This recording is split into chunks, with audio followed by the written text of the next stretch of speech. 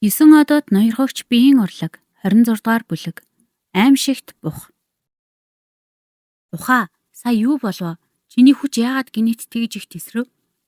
Гэтэ эрмэгцээл Лунгчэн бухаас юу болсон талаар шууд асуулаа. Тэр мөчид бухаас ялгарах хүч Лунгчэнд хүртэл айдас төрөлөн байсан юм. Би мэдэхгүй. Тэр хүн таныг цохих гэж байгааг хараад миний толгой дөнгөнж бүх бие халаад ирсэн. Биеэс минь шавхагдшгүй хинээрэг гарч ирэхшгэл болсон гэж бух итгэл муутайхан тайлбарлав. Лунгчэн бухын мөрөн дээр гараа тавьж өөрийн юр бусын сүнсний хүчийг ашиглан түүний биеийг шалгаж үзв. Гэвч түүний дотор нэвтрэх үед Лунгчэн үнэхээр цочирдмоор нөхцөл байдалтай тулгарв. Бухын бие бусад хүмүүсийнхээс тэс өөр байлаа. Ихэнх хүмүүсийн биед маш олон орооцолдсон судал байдаг. Гэтэл бухад ердөө 4 судлал байх бөгөөд тэдгээр нь Дантианаас 4 мөч рүү шууд чиглэсэн байв. Лунгчэн ийм зүйлийг анх удаа харж байгаа нь юм. Түүнээс гадна хамгийн хачирхалтай зүйл нь түүний биеийн эсүүд байлаа. Түүний биеийн эсүүдийн дийлэнх нь хаагдаж, яг л өхмөл мэт харагдаж байв. Гэхдээ энэ нь жинхэнэ үхэл биш байлаа. Хэрв тэдгээр эсүүдээр халуун илч дамжуул, түр зуурын сааталд орсон эсүүд нь хажуугаар нь өнгөрөх ямар ч эсийг шууд залгиж, дараа нь буцаад хуурамч үхлийн байдалтай шилжиж байгааг Лунгчэн мэдрэв. Бух үнэхээр хачин амтан байлаа. Лунгчэн олон зуун боломжийг тунгаан бодсны эцэст нэгэн онолд хүрлээ. Ухаа, чи өмнө нь үнэхээр цадтлаа идэж үзсэн үү гэж Лунгчэн асуув. Би энд ирээд маш сайн цадаж байгаа шүү дээ гэж бух хариулав. Надад үннийг хэл. Нөгөө за яах вэ? Тал дундуур цадах нь надад хангалттай байдаг юм. Бух үннийг нөөж зүрхэлсэнгүй. Ухаа, санаж яв. Би чиний лун ах. Чи надад дахиж хизээж худал хэлж болохгүй. Үгүй бол би урлан шүү гэж Лунгчэн нухацтай санууллаа. Лун ахаа, би ойлголоо. Түүний хатуу царайг хараад бух сандран зөвшөөрөв. Надад хэлдэ. Чи илүү хүчтэй болохын тулд юу идэх хэрэгтэй вэ? Мах. Ямар төрлийн мах? Ямар ч мах хамаагүй. Гэхдээ үхрийн мах хамгийн сайн нь. Би өмнө нь баг зэрэг идэж үдсэн. Лунгчэн толгой дохив. Бухын тусгай биеийн бүтцээс болоод түүний эсүүдийн 99% нь түр зуурын сааталд орсон байжээ. Учир нь тэдгээрийг тэтгэх хангалттай энерги байхгүй байсан тул эсүүд нь өөрсдийгөө хамгаалахын тулд ийм төлөвт орсон байна. Эмийн дээд эрхшээгчийн дурсамжтай хэрнээ Лунгчэн ийм хачин биеийг хизээж харж байгаагүй юм. Ийм хүчрхэг биетэй хэрнээ эсүүдийнх нь ердөө 1% л ажиллаж байна гэж үү? Хэрвээ түүний бүх эсүүд идэвхжвэл ямар аимшигтай зүйл болох вэ? Үүнийг ботхоос ч Лунгчэний дотор харанхуйлж байв. Гэхдээ бух бол түүний талын хүн. Тэр хүчрхэг байх тусмаа л сайн. Чи нэг дор хэдийн хэмжээний мах идэж чадах вэ? 5 кг. Бух эргэлзэж нэг хуруугаа гоцоолгов. Үннээ хэл. Нэг бүтэн үхэр. Үннээ хэлээ. 5 үхэр идэж чадах байхаа. Надад үннээ хэл. Лунгчэний дуу одоо хашгираан болон хувирлаа. Би мэдэхгүй. Гэхдээ 10 үхэр байвал чадах байх гэж бодож байна. Бух зовсон царай гаргав. Тэр өмнө нь хизээч тийм их идэж үзээгүй тул өөрөө ч хэрэг идэж чадхаа мэдэхгүй байлаа. Лунгчэн гайхсандаа толгой сэгсрэв. За, маргааш би чамд зориулж бүтэн бэлчээр хөдөлтөж авна. Чи хүссэн хэмжээгээр идэж болно. Маргааш Лунгчэн Баоерт хотын захад бэлчээр болохыг даалгав. Бэлчээр нь тийм ч том биш ч тэнд 1000 гаруй өхөр байлаа. Лунгчэн бухыг тийшээ явуултал дараа өдөр нь бэлчээрд ажиллаж байсан бүх хүмүүс зүгтаад иржээ. Тэд Баоерт ирж илтгэхдээ бухыг зэрлэг амтан гэв. Тэр нэг үхэр барьж аваад л ганц цохилтоор алж хөлийг нь тас татан цустай нь хольж түүхийгээр нэгдэж эхэлсэн гин. Тэд бүгд бухыг тэднийг идэх үе гэж айж жижирч байв. Лунгчэн өөр аргагүй болоод бухад хоол хийж өгөх 10-аад тоогооч хөлсөлж явууллаа. Сая нэг бух болгосон хоол идэх боломжтой болов. Харин Лунгчэний гайхшруулсан зүйл нь бух эхний өдөр ердөө 10 үхэр идсэн бол өдөр ирэх тусам түүний идэш улам бүр нэмэгдэж байлаа. Нэг үхэр ердөө 2-3 алтан зоос байсан тул Лунгчэн хоосорчихгүй гэж санаа зовсонгүй. Харин ч болж буй зүйлд баяртай байв. Бухын идэш нэмэгдэж байгаа нь түүний эсүүд аажмаар сэргэж эхэлсний шинж юм. Бүх эсүүд нь сэргсэн цагт бух бүр мөсөн хувирах болно. Бухын асуудлыг шийдсэний дараа Лунгчэн өөрөө бясалгалд орлоо. Өнөөх сорвтой эртээ хийсэн тулаан түүнд аюулын дохиог маш хүчтэй мэдрүүлсэн юм. Тэр өдрийн мэдрэмжээр бол сорвтой эр хүчээ нууж байсан нь тодорхой. Хэдийгээр тэр одоогоор аюул учруулаагүй ч энэ асуудал ингээд амархан дуусахгүй гэдгийг Лунгчэн мэдэж байлаа. Эмийн дээд эрхшээгчийн сүнстэй нэгдснээс хойш түүний аюулыг мэдрэх чадвар улам бүр сайжирчээ. Өнгөрсөн удаад өрсөлдөгч нь бэлтгэлгүй байсан. Харин түүнийг бэлтгэлтэй байх үед Лунгчэн үнэхээр үхэж магадгүй байлаа. Гэсэн ч тэр хийсэн зүйлдээ харамссангүй. Хэрэг дахин боломж олдсон ч тэр яг л ингэж хандах байсан. Үгүй бол бухын авсан тэр ташуур түүний зүрхэнд мөнхийн талб болон үлдэж яваандаа зүрхний чөтгөр болох байв. Лонгчайн энэ удаад маш шийдэмгийгээр бясалгалд орж Фэнгфу үрлүүдийг замбраагүй ихээр ууж эхлэв. 7 хоногийн дараа түүний хөлийн уландах Фэнгфуод гинэт тесрэх мэт чимээ гаргалаа. Лонгчайны шингээсэн асар их эмийн энергийн ачаар Фэнгфуод маш ихээр өөрчлөгдөжээ. Хөлгөр гаднах бүрхүүл нь хууларч Лонгчайны гайхшруулсан зүйл нь түүний дотор яг л нэгэн од байх шиг харагдав. Гэхдээ энэ од нь баг зэрэг бүдэг байлаа. Гэсэн хэдий ч тэр нь амьдралын хэмнэлээр дүүрэн гайхалтай төлөвт байв. Энэ бол 9 одод ноёрхогч биеийн урлагийн анхны од болох Фэнгфу од юм. Одоогийн Лонгчайн өөрийгөө яг ямар түвшний хүчтэй байгаагаа ч мэдэрч чадахгүй болтлоо өөрчлөгдөжээ. Гаднах давхаргаа гээж буй Фэнгфу од гинэт чичирч аимшигтай энерги ялгарснаас болж өөрөө хүртэл ганхав. Балаа юм, ийм том хөдөлгөөн гарах гэж. Лонгчайн сандарсан ч хэдийнэ оройтсан байлаа. Өрөө бүхэлдээ цаас шиг л тас өсөрч бут үсэрлээ. Тэр мөчөд тэнгэр газрын энерги маш хүчтэй дөргөлдөж Лонгчайн руу галзуу мэт цутгав. Лонгчайн ам дүрэн цус алтлаа. Түүний бие яг л дэлбэрэх гэж байгаа мэт мэдрэмж төрж тэрээр ухаан алдан унав. Лонгчайныг ухаан ороход ээж нь түүн рүү маш их санаа зовсон байдалтай харж байлаа. Түүнийг сэргэхийг хараад ээж нь айж бас баярлаж байв. Чинээр чи ээжигээ өгтөл нь айлгалаа. Чи юу хийж байсан юм бэ? Лонгчайн яаран ээжээ зүгээрээ им найруулж байхад зуух дэлбэрх нь байдаг л зүйл гэж хариулав. Тэрээр зуух дэлбэрсэн гэдгийг л шалтак болгон ашиглаж чадав. Ээжигээ тайвшруулж явсныхаа дараа тэрээр өөрийн дотор талыг бурханлаг мэдрэхүйгээрээ шалгаж үзээд бараг л дуу алдах шахав. Тэр ямар нэг байдлаар Дантиантай болчихсон байлаа. Уг нь хоосон байсан тэр газарт одоо 3 хувь салхи аажмаар эргэлдэж байв. Энд юу болоод байна вэ? Хөлийн улных нь Фэнгфу од байрандаа байгааг хараад тэр баг зэрэг тайвшрав. Гэхдээ Дантиан дахь тэр 3 хувь салхи түүнийг гайхшруулж байлаа. Түүний сүнсний үндсийг сугалж авснаас хойш Дантиан нь өхмөл газар болон хувирсан бөгөөд үүнийг сэргээх боломжгүй байдаг юм. Хэрвээ энэ нь Фэнгфу одыг нэвтрүүлсны дараа Дантиан нь дахин шинээр бүрлдсэн гэсэн үг үү? Ухаан алтхынхаа өмнө болсон зүйлийг эргэн санахад тэнгэр газрын тэрхүү аимшигтай энерги түүний биед цутган орсон нь жирийн хүний төсвөрлөшгүй зүйл байсан юм. Тэр энерги маш зэрлэг байсан бөгөөд хүмүүс ашиглаж болохооргүй байлаа. Энэ нь магадгүй тэр энерги хуучин Дантианыг нь устгаж оронд нь шинийг барьсан хэрэг юм болов. Гэвч үнэндээ Лонгчайн андуурч байв. 9 одод ноёрхогч биеийн урлаг нь түүний төсөөлж байснаас ч илүү аимшигтай зүйл байлаа. Хэрвээ тэр үед түүнд үнэхээр Дантиан байсан бол тэр хэдийнэ өхөх байсан юм. Лонгчайн учрыг нь олж чадаагүйч үргэлжлүүлэн шалгаж үзтэл тэрээр Дантиан дахь 3 хувь салхитайгаа харилцаж чадаж байлаа. Би үнэхээр Дантиана шинээр бүрэлдүүлчихсэн гэж үү? Лонгчайн хувь салхины энергийг биеийнхээ бусад хэсэг рүү татаж үзтэл ямар ч саадгүй байв. Тэрээр энергийг маш амархан ашиглаж чадаж байлаа. Хөлөөрөө нэг газар нэг хүчтэй гიშгэхэд Фэнгфу одны энергич бас ямар ч саадгүй гадагш болохов. Лонгчайн бүр мөсөн гайхаж орхив. Энэ нь ямар утгатай вэ?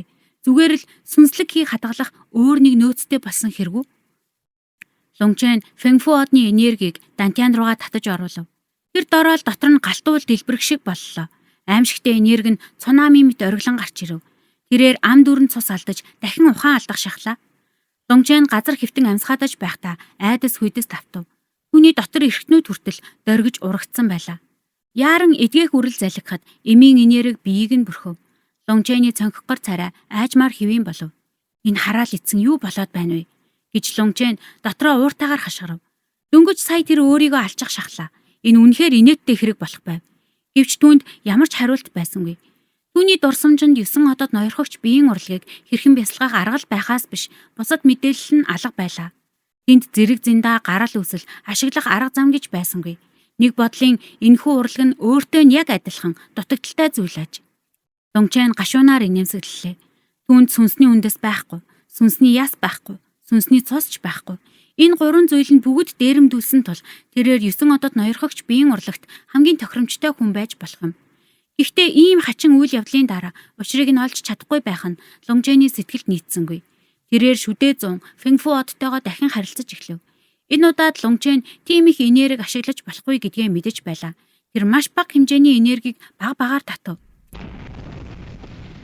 Тэрхүү өчүүхэн энерги Дантианд орох мөчид Лонгчайн Дантиан дахь 3 хувь салхи нь хормын дотор 10 дахин томорч байгааг мэдэрлээ. Хамгийн гайхалтай нь Фэнфу одны өчигхэн энерги орж ирэхэд хуй салхинууд аажмаар эргэлдэхэ болж галзуу мэт хурдтайгаар эргэж эхлэв. 3 хуй салхины зэрлэг эргэлтийг дагаад шавхагдашгүй их энерги Лунгчэний бүх бие рүү цутхан орж түүнийг хүч чадлаар дүүргэв. Лунгчэн эцэст нь 9 одод ноёрхогч биеийн урлагийн нэгэн нууцыг тайллаа. Энэ үнэхээр аимшигтай бөгөөд цочирдмаар зүйл байв. Лунгчэн өөрөө ч хүртэл жаахан айж байлаа. Миний дурсамжин дах 9 одны хувирал гэдэг нь энэ үү? Дантиан дах 3 хуй салхи нь 3 хувирлыг илэрхийлж байгаа хэрэггүй. Удаан хугацааны дараа л Лунгчэн саяныг тавьширч чадав. Түүнд одоо 3 хуй салхи байгаа тул энэ ертөнцийн зэрэглэлээр бол тэр хий хуримтлуулах шатны 3 дугаар түвшний сул дорой эхлэн суралцагч болох байлаа. Гэхдээ тэр үнэхээр сул дорой эсхийг зөвхөн Лунгчэн л мэднэ.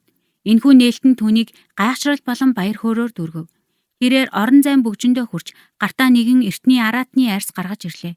Энэ бол түүний цус нягтрах шатны мастерт хахуулагч авсан зүйл байв. Тэнгэрийг хуваагч. Чиний дотор ямар нууц нуугдаж байгааг харцгаая л да. 9 одод ноёрхогч биеийн урлаг 27 дугаар бүлэг. Дөлт үүлэн алга. Араатны арьсан дээрх 9 улаан цэгийг хараад Лунгчэн гүн бодолд автлаа. Эдгээр 9 цэгт ямар ч зүй тогтол харагдахгүй байв. Ямар нэгэн тайлбар байхгүй байсан ч Лунгчэн энэ удаад маш анхааралтай ажиглаж тэдгээрийг холбосон маш бүдэг зураас байгааг олж харлаа. Эдгээр нь 9 өвөрмөц цэгүүд байх ёстой. Лунгчэн үүнийг олж мэдхийн тулд маш удаан хугацаанд ажиглах хэрэгтэй болсон юм. Лунгчэний оюун санаанд тоолж баршгүй олон судлалын зураглал байх бөгөөд тэдгээрийг нэг нэгэнгүй шүүж үзсний эцэст ийм дүгнэлтэнд хүрчээ. Өөр хэн нэгэн байсан бол үхтлээ бодоод ч учрыг нь олж чадахгүй байх байсан биз. Ги яа руу нэвтэрч Хуйминд нэгдээд Түү чи рүү дайрч Лао гунтай нэгтгэв. Лунгчэн 9 цэгийн нэрийг аяархан шивнэнгээ судлалын замаар нь дагуулж үзв. Тэрээр хэсэг азнаад энэ бол нудраг эсвэл алганы техник биш, харин зэвсгийн тулааны техник байна гэв. Ямар гайхалтай техник вэ? Лунгчэн үүнийг судалж үзээд сүнслэг хий эдгээр 9 цэгээр урсах үед яг л далангаас сэтэлсэн гол мэт хүчтэй болж байгааг олж мэдэв. 9 эргэлтийг дамжсны дараа гадагшлах энерги нь үнэхээр аимшигтай хүчтэй байх нь гарцаагүй. Тэр үнэхээр л нэгэн эрдэнэ олжээ. Лунгчэн үүнийг ямар зэрэглэлийнх болохыг мэдэхгүй байсан ч доогуур зэрэглэлийнх биш гэдэгт итгэлтэй байлаа. Түүний шахалтаар Дантиан дах хий энерги нь Лияо цэг рүү урсаж эхлэв. Гэвч тэрээр энергийг 2 дахь цэг рүү түлхэхийг оролдох үед цааш үргэлжлүүлж чадахгүй байгаагаа мэдлээ. Хэсэг хугацааны дараа Лунгчэн энэхүү техник нь сүнслэг энергийн маш өндөр шаардлагатай болохыг ойлгов. Хангалттай энергигүйгээр үүнийг ашиглах боломжгүй байлаа. Тэрээр Дантианы энерги ашиглахаа болж Фэнфу одоо ашиглаж эхлэв. Түүний таамаглаж байсанчлан Фэнфу од нь Дантианаас нь хамаагүй илүү хүчтэй байлаа. Гэвч дөрөвдөх цэгт хүрэх үед тэрээр дахин гацаж эхлэв. Хичнээн хичээсэн ч 6 дахь цэгт хүрч чадсангүй. Би үүнийг хийж чадахгүй байна гэдэгтээ итгэхгүй байна. Лунгчэн шүдээ зун Фэнфу одны энергиэс нэгэн урсгалыг Дантиан дах хуй салхи руу чиглүүлв. Хуй салхинууд тэр дороо зэрлэг энерги ялгаруулж эхэллээ. Тэрхүү энергийг хянангаа тэрээр хурдтай ахив. 6 дахь, 7 дахь, 8 дахь балаа юм а. Лунгчэн гинэт зогсож сүнслэг энергээ яаран буцаан татлаа. Тэрээр өөрийн бурханлаг мэдрэхүйгээр судлуудаа шалгаж үзв. Тэрхүү аимшигтай энергийн улмаас түүний судлууд хэдийнэ гэмтэж цуурч эхэлснийг хараад тэрээр цочирдов. Хэрв Лунгчэн энергээ татаж авахд ганцхан хоромл хоцорсон бол түүний судлууд бүхэлдээ дэлбэрэх байлаа. Хэрв судлууд дэлбэрвэл сэргэхэд маш урт хугацаа шаардагдана. Тэр айсандаа нуруунаас нь хүйтэн хөс цовв. Хараалт би одоохондоо үүнийг сурч чадахгүй нь. Лунгчэн дурамчхан тэнгэрийг хуваагч техникийг сургуулилахаа зогсов. Тэрээр судас тижээх үрэл залгиж үл ялэг гэмтсэн судлуудаа хурдан идгэв. Лунгчэн босож гадагш гарлаа. Хаалгаа нээгээд цэвэр агаараар гүн амьсгаа авч тасралтгүй сургуулилтаас болж ядарсан биеэ амрав. Энэ үед нар дөнгөжил зүүн зүгээс мандаж эхэлж байлаа. Лунгчэн Баоэрээс зарим зүйлийг асууж лавлахад тэдний эдлэн газар бүх зүйл тайван, буухч өдөр бүр цадтлаа идэж зүгээр байгааг мэдлээ. Энэ нь Лунгчэнийг тавьшруулв. Тэр хувцас олж алхимчдын холбоо руу явж их мастер Юнцигээс тусламж хүсгээр бэлдэв. Гэхдээ Лунгчэнд баг зэрэг сандарч байлаа. Жирийн алхимчид эмийн дөлийг хөгжүүлэхэд л анхаардаг бөгөөд тулааны ур чадварт анхаарлаа хандуулдаггүй. Энэ нь эмийн замд илүү хол явахын тулд бүх энерги хүчин чармаалтаа нэг зүйлд төвлөрүүлж байгаа хэрэг юм. Алхимчид ихэвчлэн маш их зантай байдаг бөгөөд тулааны урлагийг огт сонирхдаггүй. Юнци мастерч тэр өдөр Лунгчэнд үүнийг сануулж байсан билээ. Гэвч Лунгчэн өөрийн гэсэн бодолтой байв. Тэр дэндүү удаан хугацаанд дээрлэхүүлж ирсэн бөгөөд хүчрхэг тулааны чадваргүйгээр тэр зүгээр л өөрийгөө аюулгүй гэж мэдэрч чадахгүй байлаа. Жинхэнэ хүчний өмнө эрх мэдэл албан тушаал гэдэг бол цаас шиг л хэврэг зүйл гэдгийг тэр мэднэ. Лунгжэн их мастер Юнци түүнийг хараад яаж хүлээж авахыг мэдэхгүй байв. Лунгжэн сандарсандаа хитэн годомж алхаж байтал гинэт нэгэн дотн дуудах сонсогдов. Толгоогоо эргүүлж хартал холгүйх нь нэгэн сүйх тэрэг зогсож байлаа. Сүйх тэрэгний хөшгийг нээхэд нэгэн залуу бүсгүй Лунгжэн руу баяртайгаар харж байв. Энэ бол эзэнт гүрний гүнж Чо Яо байлаа. Чо Яо? Лунгжэн түүнийг хараад баг зэрэг гайхсан ч Чо Яо руу хэсэг харж зогсоход түүний доторх төгшөөр арилж эхлэв. Чо Яо эргэн тойрноо харав. Өглөө эрт байсан тул хүн баг байлаа. Тэр гараараа тохиж хурдл суу гэв. Лунгжэн Чо Яог түүнийг сүйх тэргэндээ суулгана гэж сансангүй. Түүний тод инээмсэглэлийг хараад Лунгжэний зүрх баг зэрэг хүчтэй цохилж тэр сүйх тэрэг рүү өсөрч орлоо. Сүйх тэрэгний дотор тал маш цэлгэр байв. Суудлаас гадна тэнд цайны ширээ зассан байлаа. Чамайг энд харсан нь ямар азтай хэрэг вэ? Надтай хамт наран жаргах уул руу явахгүй биз? Чо Яо Лунгжэн руу баяр баясгалаар дүүрэн харцаар харж байлаа. Энэ нь түүнийг анх баривчлахад нь гаргаж байсан харгас залтай төрхөөс тис өөр байв.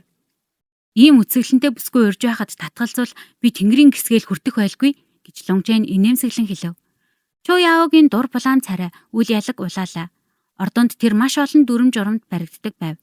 Лунгжэний энэхүү чөлөөтэй ямар ч барьцгүй ярианы хэв маяг түүнд үнэхээр таалагдж байлаа. Сүйх тэрэг хотоос гарч наран жаргах уулын зүг алгуурхан хөдлөв. Чо Яо, чи яагаад наран жаргах уул руу явж байгаа юм бэ гэж Лунгжэн асуув. Би зүгээр л жаахан зугаалмаар байна. Ямар нэг шалтгааны улмаас Чо Яогийн нүр маш их улайсан нь Лунгжэнийг гайхшруулв. Би чамайг чухал зүйлээс чинь саатуулаагүй биз гэж Чо Яо асуулаа. Би юу? Би зүгээрээ салхинд гарахаар гарсан юм. Чамтай таарч зугаалахаар явж байгаа нь яг л тохирч байна гэж Лунгжэн нэмсэглэв. Нэрээ дүү чин зүгээр үү? Өнгөрсөн удаад болсон зүйлд би үнэхээр уучлалт гуйж байна. Лунгжэн 7 дугаар хунтаачтай холбоотой болсон зүйлд баг зэрэг эвгүйрхсэн хэвээр байв. Тэр зүгээрээ түүнийг жаахан айлгахын зөв. Тэгвэл тэр арай томоотой байх болно гэж Чо Яо инэв. Удалгүй тэд наран жаргах уулын бэлд ирлээ. Чо Яо бууж би хамгаалагчтай сүйх тэргийг буцааж явуулахыг даалгав. Намайг дагалдаач, надад эндхийн байгаль маш их таалагддаг юм. Чо Яо урд талын нарийн зам руу зааж намайг жаахан байхад би энэ ууланд байнга авирдаг байсан. Гэвч аавыг минь бясалгалд орсноос хойш надад ийм боломж ховор болсон гэв. Үүнийг хэлэх үед түүний нүүрэнд ганцаардлын улмөр тодров. Лунгжэн санаа алдахаас өөр аргагүй болов. Хаан төрснөөс үл хамааран хүн бүртэл хүсэл мөрөөдөл дутагдах зүйл байдаг ажээ. Лунгжэн юу болов вэ? Лунгжэний дуугаа хураахыг хараад Чо Яо асуув. Чо Яогийн санаа тавьж байгаад Лунгжэний дотор дулаацах шиг болов. Тэр яагаад гэдгийг мэдэхгүй ч Чо Яотой ердөө ганцхан удаа уулзаж байсан хэрнээ түүнийг харахад маш нарийн төвөгтэй мэдрэмж төрж байлаа. Магадгүй энэ нь түүнийг дайсан уу үгүй юу гэдгийг мэдэхгүй байснаас үүдэлтэй байж болох юм. Гэвч Чо Яо түүнд маш найдвартай 50 мэдрэмж төрүүлж байв. Би ойрын үед жаахан асуудалтай байгаа юм. Би арай өндөр зэрэглэлийн тулааны техник сурахыг хүсэж байна гэж Лунгжэн хэлэхэд хэрвээ чи тулааны техник сурмаар байвал над дээр ирээрээ. Би бүр сургалтын төлбөрч авахгүй шүү гэж Чо Яо нүдэн гялалзан хошигнов. Би хэдийнэ 30 гаруй төрлийн тулааны техник эзэмшсэн. Хүмүүс намайг гоц авьяастай гэж хэлдэг юм. 30 тулааны техник эзэмшсэн гэж үү? Тэгээд дандаа л нэг дайралтыг адилхан хийдэг байсан юм уу? Лунгжэн үүнд баг зэрэг эргэлзэв. Хөөе, энэ ямар харц вэ? Чи надад эргэлзээд байгаа юм уу? Чо Яогийн нүүрэнд урссан шинж тодров. Үгүй ээ, би эргэлзээгүй. Би бүр огт итгэхгүй байна гэж Лунгжэн хошигнов. Муу амтан хараарай. Чо Яо хөөрхнөөр хашгиран Лунгжэн руу алгаараа цохив. Чо Яогийн алга Лунгжэний гидсэн дээр булаа. Хэдийгээр тэр сүнслэгийн ашиглаагүй ч цохилтынх нь хүч баггүй байв. Биен дээр нь буух үед чанга чимээ сонсогдов. Чи яагаад булцсангүй вэ? Түүнийг зүгээр л цохиулчихна гэж Чо Яо сансангүй. Хэрвээ би бултчихвол чи намайг цохиж чадахгүй шүү дээ. Тэгвэл уйдгартай бидтэй гэж Лунгжэн инэв. Хэдийгээр хувцасны цаанаас цогсон ч тэрээр түүний гараас нэгэн өвөрмөц мэдрэмж авч байлаа. Лунгжэн түүний шуудхан инээмсэглэхийг хараад Чо Яогийн дотор халуун оргив. Тэрээр аяархан толгоогоо Лунгжэний цээжинд наалаа. Лунгжэний бие тэр дороо хөшиж орхив. Энэ юу болоод байна вэ? Лунгжэн яг л модон хөшөө мэт хөдөлж зүрхэлсэнгүй. Чо Яогийн царай гинэт халуу дүүгэж Лунгжэний сандарсан төрхийг хараад тэрээр инээмсэглэлээ нууж чи юм уу тулалдаж байхдаа яг л соёогоо гаргасан бар шиг байсан хэрнээ одоо яагаад бяцхан муужгаа шиг болчихсон юм бэ гэв. Лонгжэн эвгүй байдалд орж яриагаа өөрчлөв. "Чуяа, би чамд танихгүй хүн шиг хандмааргүй байна. Би чамайг арай өндөр зэрэглэлийн тулааны техник сурах хэрэгтэй гэж бодож байна." Чуяагийн нүр улайж Лонгжэн рүү гөлрөн харав. Хэрвээ тэр танихгүй хүн шиг хандмааргүй байгаа бол өөр ямар хүн шиг хандах гэсэн юм бол? Тэр Лонгжэний хэлсэн үгийг андуурч ойлгожээ. Гэвч Лонгжэний нухацтай байдлыг хараад Чуяавч бас шийдэмгүй болов. "Би тоглоогүй. Би үнэхээр олон тулааны техник мэднэ. Хараарай." Тэр гараа сунгахад халуун агаар ориглон гарч ирлээ. Түүний гар дээр бүдэг улаан гэрэл тодров. Тэрээр алгаараа нэгэн том модыг цохиход мод чичирч навчсан хийсэв. Гараа авахад модон дээр бүдэг алганы мөр үлдсэн байлаа. "Харж байна уу? Энэ бол мөнх бос зэрэглэлийн дээд түвшний ур чадвар болох дүлт үүлэн алга. Ямар байна? Айж байна уу?" Лонгжэний гайхсан царайг хараад Чуяа сэтгэл хангалуун байлаа. Лонгжэн үнэхээр цочирдсан байв. Ийм хүчийг бас тулааны техник гэж тооцож болдог байх нэ. Тулааны ур чадваргүй байсан ч Лонгжэн ийм модыг ганц сохилтоор л унгааж чадна. "Ааха, үнэхээр харахад урамтай байлаа" гэж Лонгжэн яран хариулав. Чуяагийн хөдөлгөөн маш уян хатан, зөөлөн байсан нь үнэхээр харахад таатай байсан юм. Чуяа түүний хэлсэн үгний цаад утгыг ойлгосонгүй. Харин ч түүнийг биширч байна гэж боджээ. Тэрээр Лонгжэнд дүлт үүлэн алгыг хэрхэн ашиглах талаар маш төвчээртэйгээр тайлбарлаж өгөв. Гэвч Лонгжэн түүний тайлбарыг сонсоод үнэхээр гайхширлаа. Түүний хэлснээр бол онлын хувьд энэ нь маш хүчирхэг алганы техник байх ёстой байв. "Би туршаад үзье." "Ийм хурдан уу?" гэж Чуяа гайхан асуув. Лонгжэн үл ялэг инээмсэглэлээ. Тулааны ур чадвар гэдэг бол ердөө л сүнслэг хийг ашиглах нэг арга зам юм. Судлуудаар дамжуулан хүчийг нэгтгэж чадвал асар их хүч гаргаж болно. Ердөө л тэр. Лонгжэн өөрийн биеийн судлуудыг маш сайн мэддэг байсан тул ганцхан удаа сонсоход л хангалттай байлаа. Түүний дантян дахь инээрийг эргэлдэж маш өтгөн галт инээрийг ориглон гарч ирэв. Лонгжэн хашгиран урагш алгаараа зохив. Хэд хідэн хүн тэрхээр тийм том мод тэр дороо хугарч орой нисгэрсээр газар унлаа. Том мод газар унахдаа шороотоос босгов. Чуяа гөлрөн харна. Энэ үнэхээр түүний ашигладаг дүлт үүлэн алга мөн гэж үү? Мод хугарсан хэсэг нь бүр мөсөн түлэгдсэн байх бөгөөд энэ нь дүлт үүлэн алганы онцлог шинж юм. Лонгжэн дотроо толгой дохив. Энэ техник үнэхээр л мөнх бус зэрэглэлийн дээд түвшних байх нь. Хүч нь үнэхээр гайхалтай байлаа. Гэвч түүний хажууд зогсох Чуяаг гайхшралд автсныг хараад Лонгжэний зүрх чичирч тэрээр Чуяагийн гараас атхан авлаа. "Чуяа, би чиний биеийг шалгаад үзье"